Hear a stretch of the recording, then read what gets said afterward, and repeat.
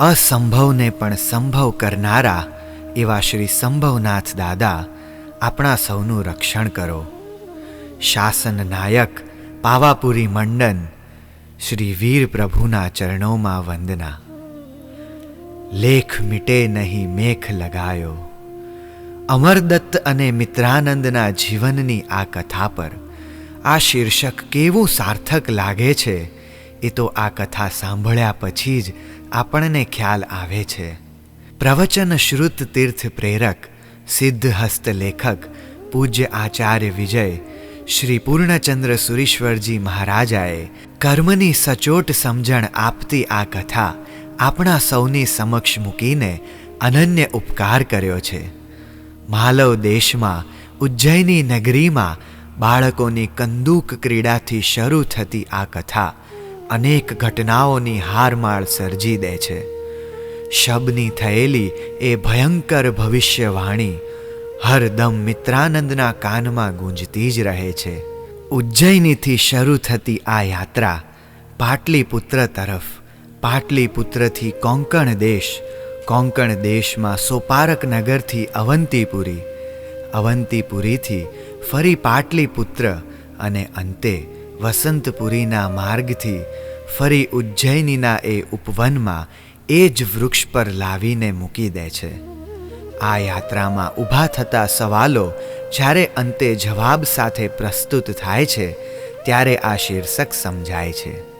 ડગલે ને પગલે નિર્દોષ લાગતો મિત્રાનંદ કર્મની નજરમાં ગુનેગાર જ સાબિત થયો. માટે જ કહેવાય છે કર્મથી કંઈ જ છૂપું નથી. માનવીય હિસાબમાં ગડબડ આવી શકે પણ કર્મના હિસાબમાં એક પૈસાની પણ ગડબડને સ્થાન નથી. માટે જ ગજ સુકુમાલ મુનિનું બંધાયેલું કર્મ 99 લાખ ભવ પછી પણ ઉદયમાં આવે છે. અને એ પણ કેવી રીતે? કર્મ સત્તા કંઈ જ છોડતી નથી. એના લખાયેલા લેખ ભૂંસવા આપણા માટે અશક્ય જ છે.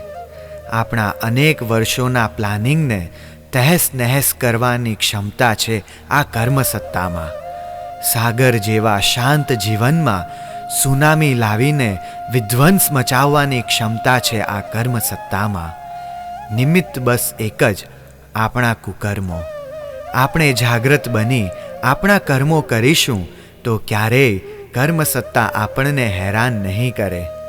બંધાયેલા આ જીવનની જંજાળમાં એક નવું અવકાશ આ કથા આપણને આપે છે અને સમજાવે છે કે મારી સત્તા છોડીને ધર્મ સત્તા તરફ જા, ત્યાં મારું અસ્તિત્વ વિનાશ પામે છે.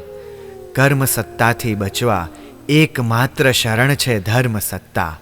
ચાલો આ શરણ તરફ આપણા ચરણ ઉગમીએ અને ભવજલ તારક પ્રભુની પ્રાપ્તિ તરફ એક કદમ માંડીએ. ફરી મળીશું એક અદ્ભુત પ્રભુ પ્રેમની ગાથા સાથે અને માણીશું ધર્મનો આસ્વાદ. જીનાજ્ઞા વિરુદ્ધ કંઈ પણ બોલાયું હોય તો ટીમ મોટિવેશનલ પંથના મિચ્છામી દુક્કડમ. આપણી આ યાત્રામાં આપના સ્વજનોને પણ મોટિવેશનલ પંથ સાથે જોડવાનું નિમિત્ત બનવાનું ચૂકતા નહીં.